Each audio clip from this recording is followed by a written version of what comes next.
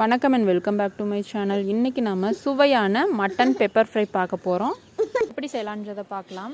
2 table spoon oil விட்டுருக்கேன். அது காஞ்சதும் 1 லவங்கம் 1 பட்டை ஆட் பண்ணுறேன். கருவேப்பிலை கொஞ்சம் பொரிஞ்சதும் இஞ்சி பூண்டு விழுது 2 டீஸ்பூன். 1 நிமிஷம் நல்லா வணக்கிக்கலாம்.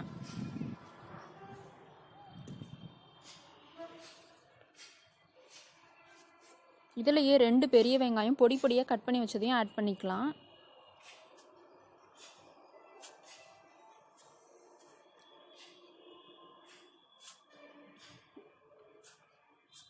இதில் கொஞ்சமாக உப்பு சேர்த்துக்கலாம்.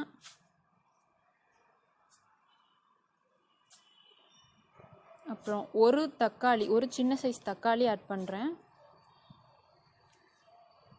இதிலேயே 1/4 டீஸ்பூன் மஞ்சத்தூள், இவ்வளோ தான் நான் ஆட் பண்ணியிருக்கேன், 1/4 டீஸ்பூன்.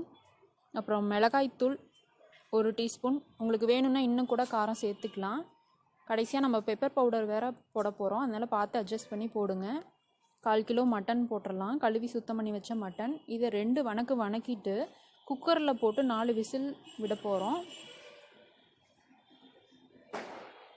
இப்போ குக்கரில் போட்டுடலாம்.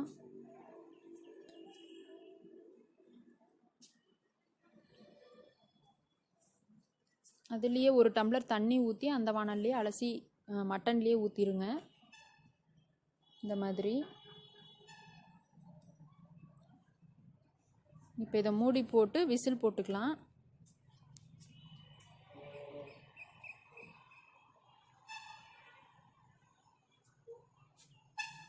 இப்போ 4 விசில் விட்டாச்சு பாருங்கள், நல்லா மட்டன் வெந்துருச்சு.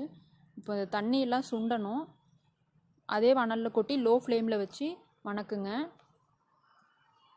இந்த மாதிரி.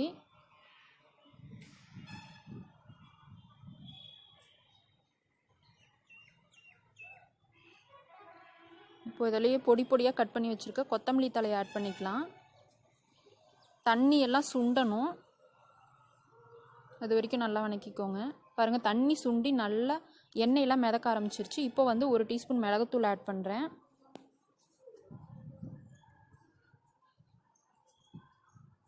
அவ்வளோதாங்க.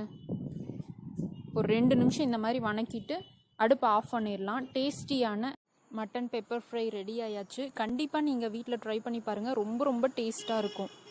இந்த ரெசிபி உங்களுக்கு பிடிச்சிருந்தா வீடியோ லைக் பண்ணுங்கள், உங்களோட மற்ற ஃப்ரெண்ட்ஸ்க்கும் ஷேர் பண்ணுங்கள். தேங்க்ஸ் ஃபார் வாட்சிங்.